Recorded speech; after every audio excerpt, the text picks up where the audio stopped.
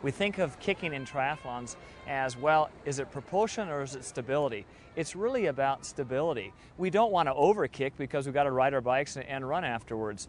So how do we build in the kick? How do we think about incorporating the kick? And how do we be conscientious of engaging our legs while we're actually swimming?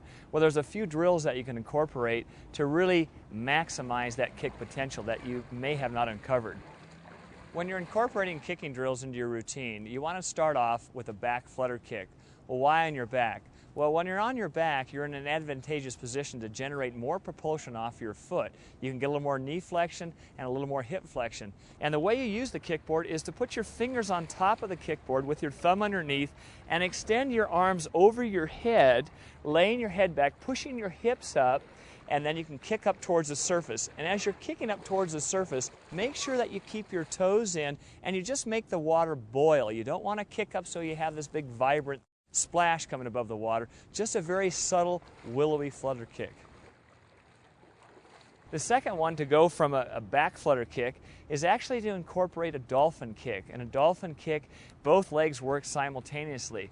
What's the point of doing that? We don't do dolphin kick when we're doing open water swims. No, we don't.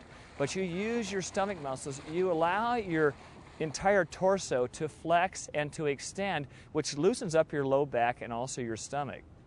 The next step from there is to flip over onto your stomach. Now we're getting closer to freestyle.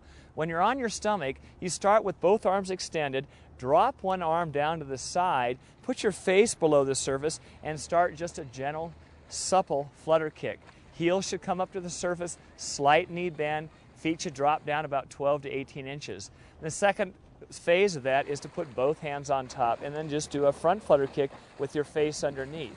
You can actually get rid of the kickboard, and the next step is to put one arm out in front, one arm down at your side, and just kick on your side with your face below the surface. This gets you in a position very similar to freestyle entry where you have a rotated shoulders. So now we're actually beginning to replicate the stroke and incorporating the kick in.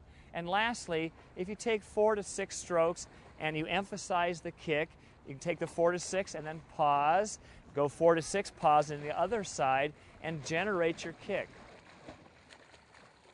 Start off with 25s or 50s or short distances in the pool and think about your legs. Take 6 to 10 minutes in every workout and your legs are going to start to function properly.